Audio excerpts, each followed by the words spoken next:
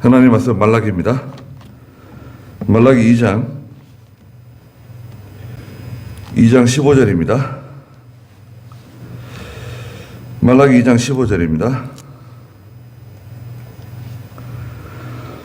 여호와께서는 영에 여유가 있으셨으나 하나를 지으신 것이 아니냐? 어찌 하나만 지으셨느냐? 하나님께서 경건한 자손을 원하시기 때문이다. 그러므로 너희는 진심으로 자기 심령을 지켜서 너희가 젊어서 얻은 아내를 배신하지 마라. 여호와 이스라엘의 하나님께서 말씀하신다. 나는 이혼하는 것과 자기 옷으로 포악을 가리우는 자를 미워한다. 만군의 여호와께서 말씀하신다. 너희가 자신의 심령을 지켜서 배신하지 마라. 너희가 너희의 말로 여호와를 괴롭히고도 말하기를 우리가 어떻게 괴롭혔습니까? 라고 한다. 너희는 여호와께서 모든 악한 일을 저지르는 사람도 좋게 보시며 오히려 그런 사람들을 기뻐하신다 하며 말하기를 공평한 하나님이 어디 계신가? 라고 한다. 그랬습니다. 네. 오늘도 지난 시간에 이어서 결혼 문제에 관한 부부 간에 관한 문제를 특별히 이 말라기서에서 2장에서 언급하셨습니다. 첫째는 14절에도 있는 것처럼 오히려 너희는 무엇 때문이십니까? 라고 하니 이는 너와 내가 젊어서 얻은 내 아내 사이에 여호와께서 증인이시기 때문이다. 그 여자는 내가 언약을 맺고 맞아들인 아내이며 짝인데 너는 그 여자를 배신하였다.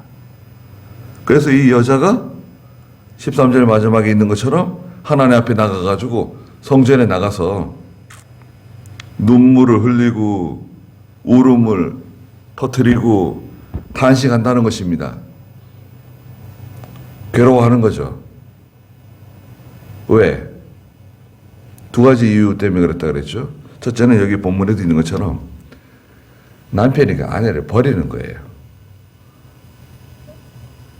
이건 잘못된 거다 이거죠. 두 번째는 이제 학대입니다. 학대. 여기에는 구체적으로 나와 있지 않지만 그 아내들이 이제 힘들어하는 것은 남편이 사랑해주지 않고 학대하는 거죠. 아내를 물리적으로 때리거나 또 아내를 집에 가두거나 또 경제적으로 아주 자기는 다 쓰면서 아내는 경제적으로 힘들게 한다거나 그것도 학대죠. 또 정신적으로 또 아내를 학대할 수 있습니다. 그래서 지금 우리나라는 세계적으로 제가 이렇게 말씀드리니까 좀 그런데 세계적으로 점수가 높은 편입니다. 남자들이. 옛날에는 그렇지 않았는데 많이 높아졌습니다. 우리나라 남편들이 몇 등이나 될 것 같습니까? 세계 남편 순위를 매겼는데요.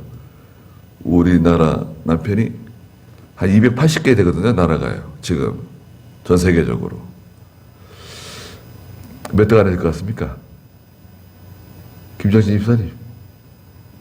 우리나라 남편이 몇 등 정도 될 것 같아요? 말씀해보세요. 280개 정도 나라 되는데, 230개인가? 근데 그 중에 몇 등 안에 들 것 같습니까?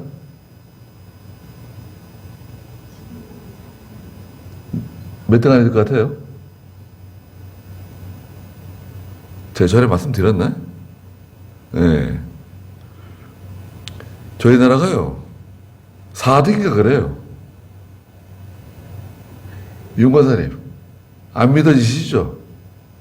아, 참.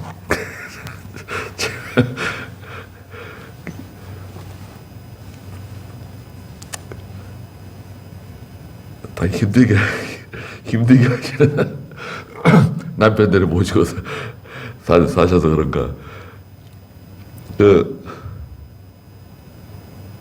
남자들이 일반적으로 그 아내를 학대하고 또 이혼을 하지 않더라도 아내를 힘들게 하는 거죠. 그런 성질이 남자들에게 있습니다.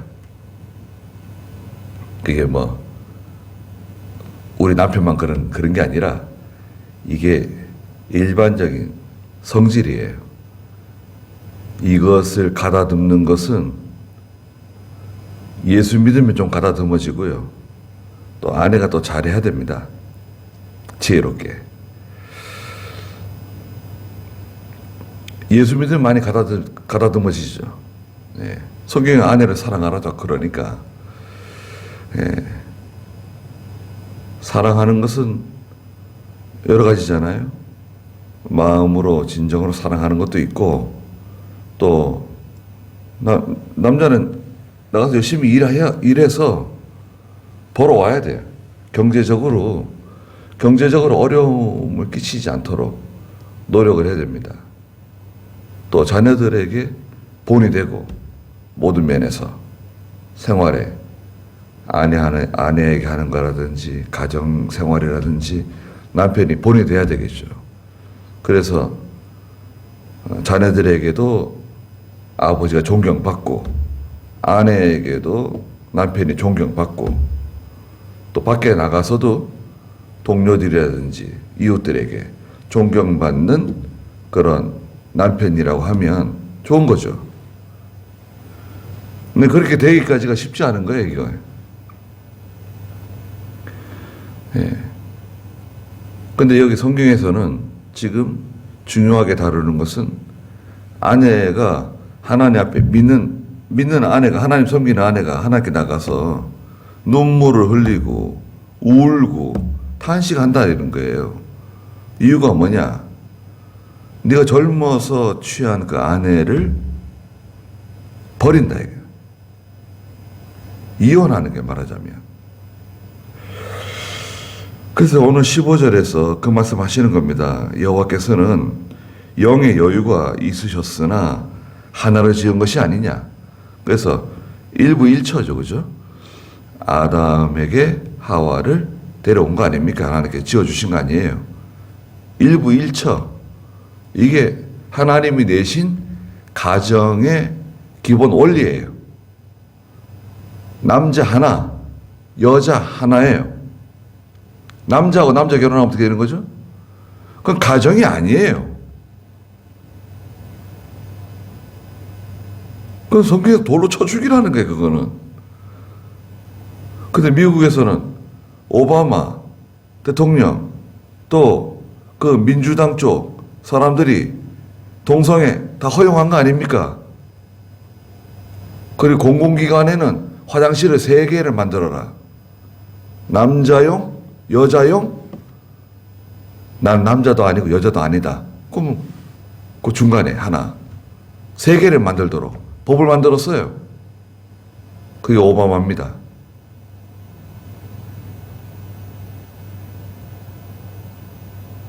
그리고 한국에도 그런 문화가 들어와가지고 동성애 서울시장 그거 추진한 거 아닙니까? 열심히. 젠더라고 하는 그 단어가 그런 뜻이에요. 젠더. 트랜스, 이 남자도 아니고 여자도 아니고 남자끼리 사랑하고 여자끼리 사랑하고 그게 뭐가 잘못된 거냐? 이상한 거 하나도 없다.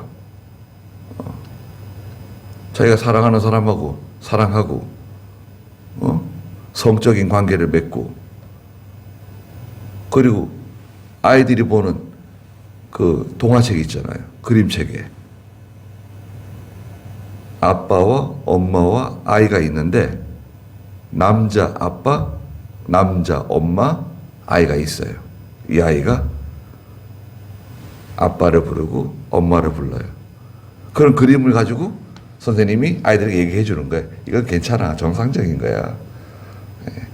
그런 그림책이 실제로 있습니다. 그리고 지금 초등학교에서 가르쳐요. 아무 문제 없다. 그리고 결혼하지 않고 관계를 맺는 거 문제 없다. 피임만 잘하면 된다. 피임하는 법을 가르쳐주고,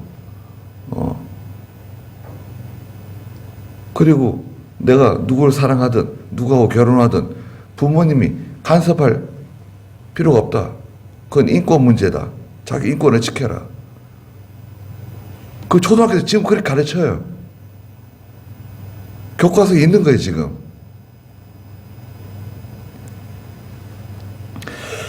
자, 근데 여기는 좀 다른 내용이죠. 아내를 버린 거예요. 하나님께서 얼마든지 더 여러 여자를 아내로 줄 수도 있고 여러 남자를 남편으로 줄 수도 있죠. 그러나 일부일처 여기서는 특별히 하나님께서 한 남자에게 한 여자를 준 거 아니냐. 그러면 그 여자와 늙어 죽을 때까지, 해로할 때까지 사랑하고 아껴주고, 특별히 어찌 하나만 지으셨느냐.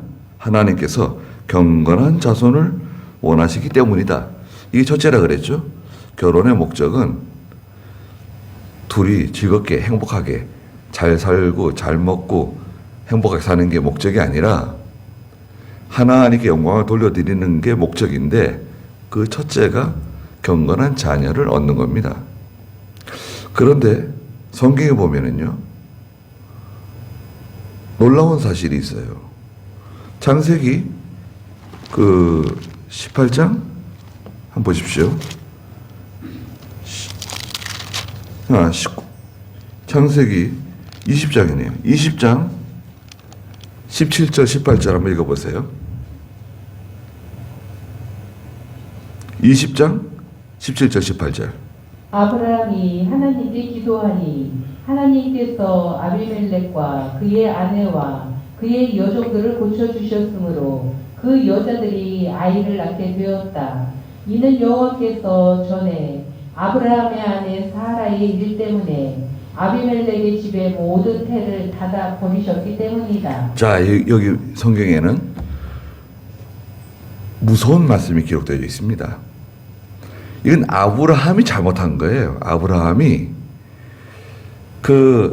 이집트 땅, 이집트 땅 쪽으로 내려갔어요. 아비멜렉이 다스리고 있는 그 지역으로, 네게부 쪽으로 내려가 그랄이라고 하는 곳에 정착했습니다. 내려가면 안 되는데 여러 가지 이유가 있었어요. 뭐 흉년이 찾아왔는지 기근이 들었는지 그랄로 내려가가지고 아비멜렉이 다스리는 지역에 가가지고 자기 아내 사라에게 뭐라고 말했습니까? 사라죠. 사라에게 사람들이 당신하고 나하고 무슨 관계냐고 물어보면 누이라고 얘기해라. 당신이 예쁘기 때문에 사람들이 나를 쳐 죽이고 당신을 빼앗아 갈지도 모른다. 그러니까 당신 때문에 내가 죽으면 되겠냐? 그러니까 나 누이라고 하라고 얘기했죠. 그래서 아비멜렉이 사라를 데려갔어요. 그 바람에 무슨 문제가 생겼냐면 아비멜렉과 관계된 모든 사람들, 특히 여자들이 생산이 중단됐어요. 또 혹은 그 임신한 여자들이 사산을 한다든지, 유산을 한다든지 말이죠. 이상한 일들이 벌어진 거예요. 그래가지고 뭐 난리가 났어요. 모든 사람들이 다 걱정할 일이 생긴 거예요. 그런데 하나님께서 아비멜렉에게 야, 사라는 아브라함의 아내다. 건드리지 마라. 꿈에 말씀해 주시고 사라를 아브라함에게 돌려주고 아브라함이 아비멜렉을 위해서 기도해 주니까 하나님께서 그 닫혔던 태를 열어주셨다는 거예요. 아비멜렉의 집에 모든 태를 하나님 닫아버리셨다는 거예요. 그러니까 무슨 말인가요? 하나님께서 태를 여실 수도 있고 하나님께서 태를 닫으실 수 있다는 거예요. 자녀를 주시는 것은 누가 주시는 거죠? 하나님께서 주신다 이거예요. 그래서 요즘도 말이죠. 건강한 부부가 아이가 생기지 않아가지고 검사를 해보면 정상이에요. 남자도 정상, 아내도 정상. 근데 아이는 생기지 않아요. 뭐 여러 가지 뭐 방법이 많이 있잖아요. 뭐 한의원에도 가고 다 그러지만 실제로는 이거 하나님께서 해주셔야 된다 이거죠. 그래서 성도에게 자녀를 주시면 그 자녀를 믿음으로 키워야 돼요. 하나님을 잘 섬기고 계명을 지키고 순종하는 자녀, 또 교회에 잘 나가고 목사님 말씀 잘 듣고 그런 자녀로 잘 키워야 할 책임이 우리에게 있는 거죠. 부모에게 있는 겁니다. 두 번째 결혼의 목적은 뭔가요? 음행을 방지하는 거예요. 남자든 여자든 가정에서 해결하라는 거예요. 가정에서 해결하고 바람 피우지 말라는 거예요. 행음하지 말고 간음하지 말고 음란한 죄 빠지지 말라는 거예요. 그 세 번째 목적 뭐라 그랬죠? 결혼을 통해서 인격이 만들어져요. 이 거칠거칠하고 모난 그 각자의 인격이 둥구스름하게 둥글둥글하게 이렇게 인격이 잘 만들어지는 거예요. 아이들 똥 치우면서 기저귀 갈면서 서로 뭐 말하자면 지지고 볶으면서 이게 인격이 만들어지는 거예요. 연단을 받는 거예요. 서로 다른 사람이 만나가지고 살아가는 게 얼마나 힘듭니까? 그게 잘 예수님의 인격으로 만들어져 가는 겁니다. 그래서 이제 가정은 하나님이 내신 제도다. 가정은 한 남자와 한 여자가 결혼해서 경건한 자녀를 얻고 음행을 방지하고 또 둘이 이렇게 협력하면 얼마나 좋습니까? 일이 편하다 그랬잖아요. 협력하는 거예요. 아내는 돕는 배필로서 잘 도와주고 또 남편은 아내를 사랑하고 이렇게 해서 가정을 잘 세워나가는 겁니다. 협력하는 면도 있죠. 그런데 15절 중간에 그러므로 너희는 진심으로 자기 심령을 지켜 너희가 젊어서 얻은 아내를 배신하지 마라. 심령을 지켜? 이 심령이라고 하는 단어는 좋은 단어입니다. 심령을 지켜는 마음을 지키는 건데요. 성도가 예수 믿는 하나님을 섬기는 성도가 사용하는 마음을 심령이라 그래요. 그 예수 믿지 않는 불신자가 사용하는 마음은 심령이라 그러면 안 되죠. 그건 마음이야 그냥. 마음이고 성도가 사용하는 성령이 내주하시는 성도의 마음을 심령이라 그러죠. 심령을 사용해서 젊어서 얻은 아내를 배신하지 마라. 배신은 뭔가요? 배신에 대해서 쭉 말씀하셨잖아요. 2장 소두에서 하나님을 배신하는 거, 언약을 깨는 거예요. 레위와 세운 언약을 깨고 말이죠. 하나님과 세운 언약을 깨는 거 배신이고 아내와 맺은 그 언약을 깨지 말라는 거죠. 결혼할 때 약속하잖아요. 물론 아내도 배신하면 안 되죠. 근데 여기 주로 이 말라기 시대에는 이 남자들이 배신하는 거죠.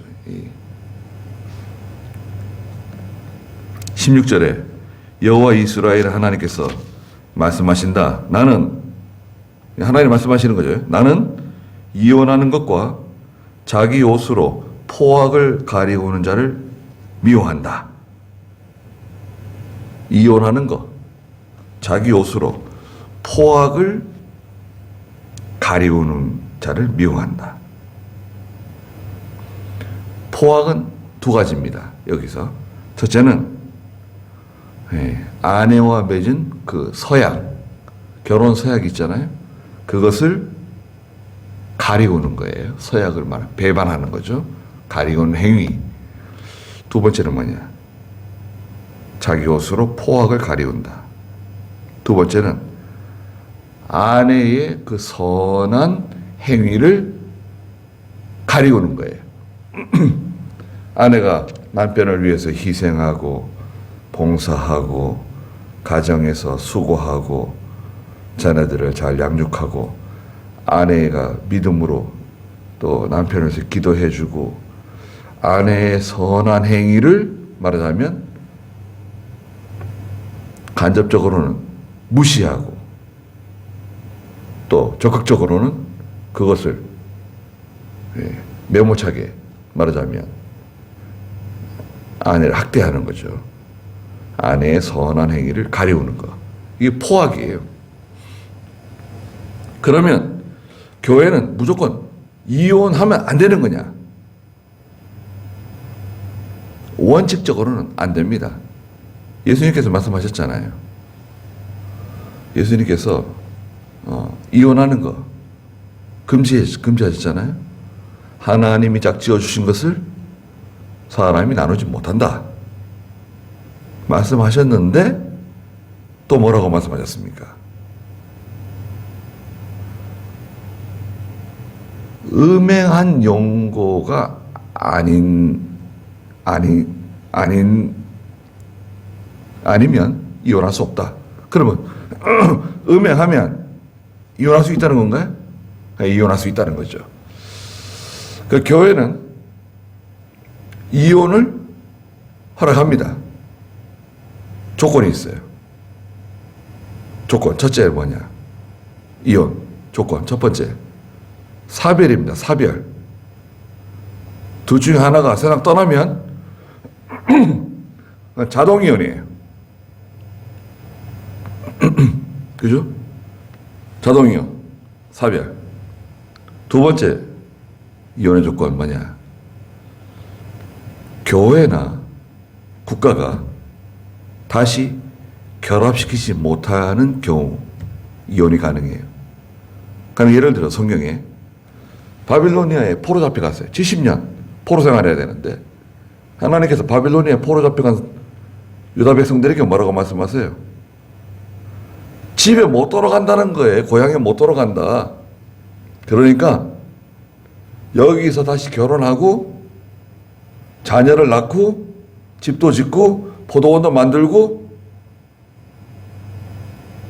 못 돌아간다는 거예요.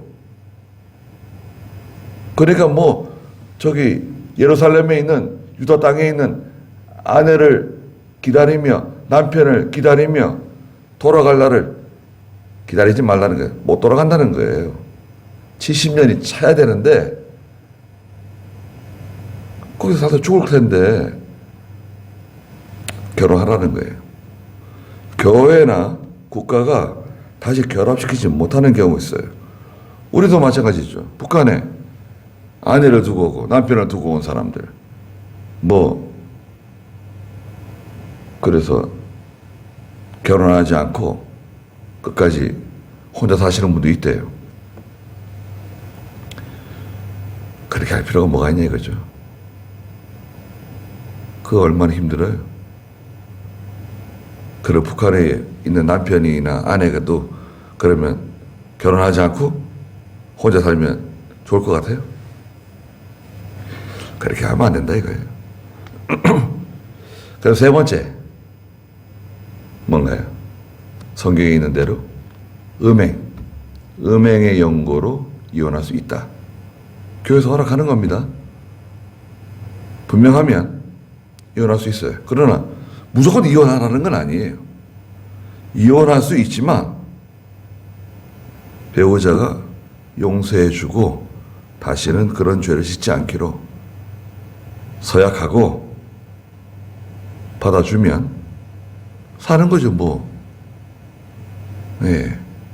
괜찮아요. 사람인데 어떻게 하겠어요? 자기 아무리 똑바로 살고 싶어도 예. 너무 미혹이 많아가지고요. 예. 그래도 뭐 음행하면 안 되죠. 그러나 예. 받아주면 결합할 수 있고 꼭 이혼해야 되겠다. 이혼할 수 있다 이거예요. 그 다음 네 번째 이혼의 조건 뭐가 있나요? 우리나라 법에도 있어요. 아내나 남편이 연락 없이 오랜 기간 자기의 위치를 지키지 않는 경우 뭐 3개월, 6개월 연락 없이 연락 두절. 예. 뭐 예전에는 1년? 1년인가 그랬다 6개월로 줄어들고 지금은 얼마인지 모르겠어요. 그 전혀 연락 없이 예. 연락 두절. 그럼 이혼 조건 됩니다. 자기 위치를 지키지 않는 거 있죠. 남편은 남편의 위치를 지키지 않고 아내는 아내의 위치를 지키지 않고 연락 두절 상태. 일정 기간이. 국가에서는 이혼 조건이 됩니다. 교회도 그거 어느 정도 받아들입니다. 예. 무조건 이혼하라는 건 아니에요. 그 다음에 또 뭐 있었나요? 예? 그 다음에 중요한 게 빠졌네요. 신앙 문제 때문에 사도 바울이 갈리고자 하면 갈리게 해라 그랬죠. 끝까지 그 신앙 문제 때문에 그냥 물고 늘어지고 그 믿음으로 살지 못하게 하고 교회 못 나가게 하고 때려주고 머리를 막 깎아주고 예. 도저히 이제 못 견디겠다. 이혼할 수밖에 없다. 또 이혼하기를 바라고 계속 이혼하자 그러고 너 교회 나가면 나 이혼이다. 자, 그러면 신앙 문제 때문에 이혼할 수 있다. 그 정도입니다. 자, 그러니까 한 5가지 되잖아요. 예. 그래서 뭐 교회가 이혼을 장려하는 게 아니라 교회도 그 이혼에 대해서 어떤 규칙을 가지고 있다. 예. 사별하면 자동 이혼 아니에요. 자동이에요. 뭐 다 그런 조건들이 있잖아요.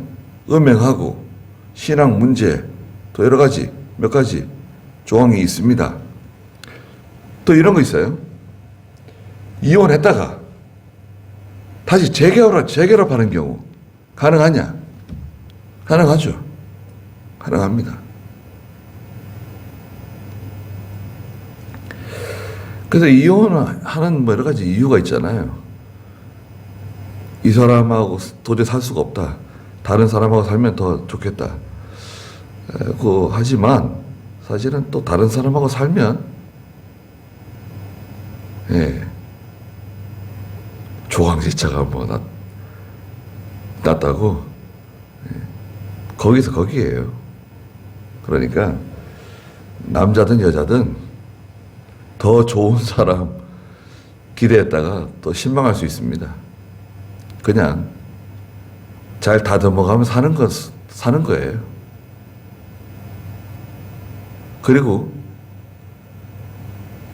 가장 비슷한 사람하고 만났다고 생각하시면 돼요.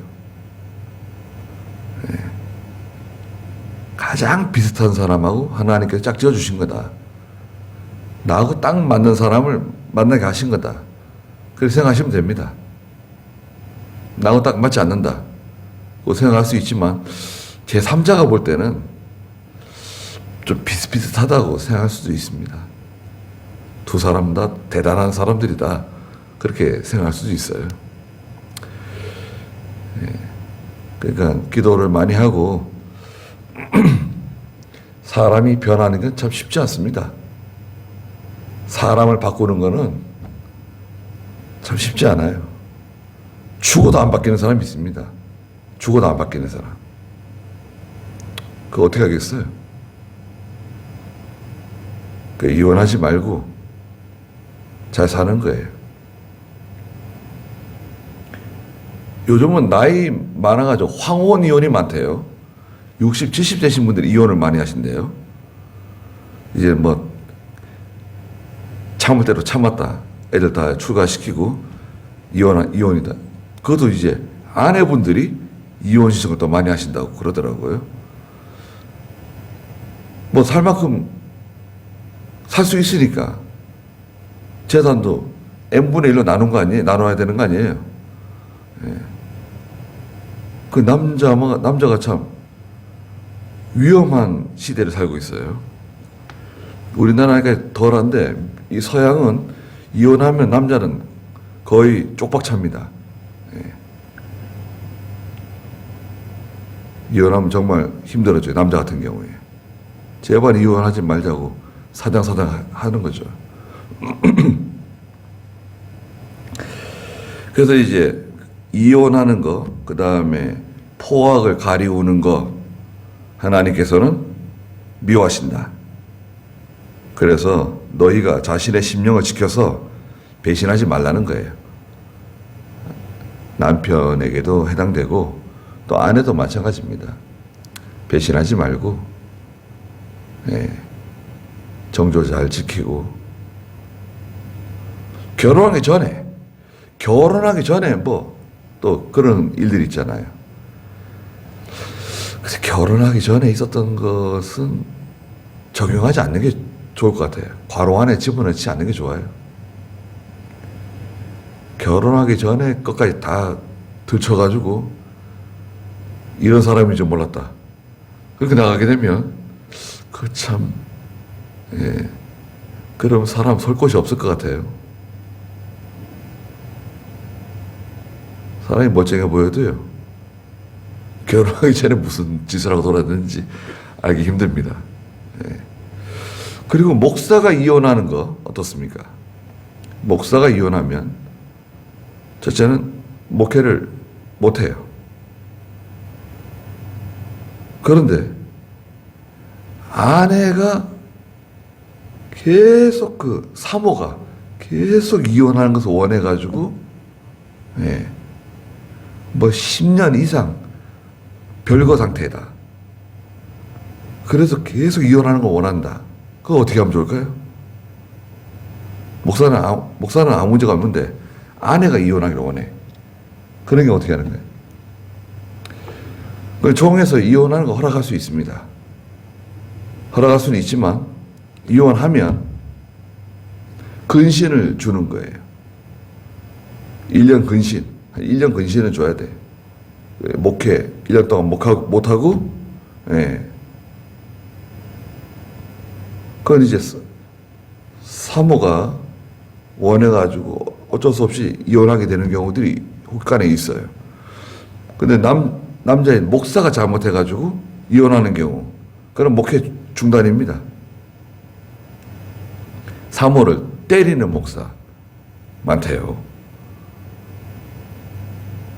또 사모를 힘들게 하는 목사들이 좀 많이 있는 것 같아요.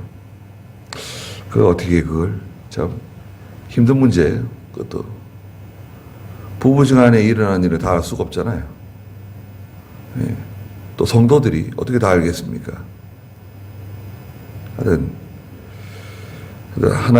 하나님 앞에서 하는 건데 조심해야 됩니다. 거기까지 하죠. 기도하겠습니다.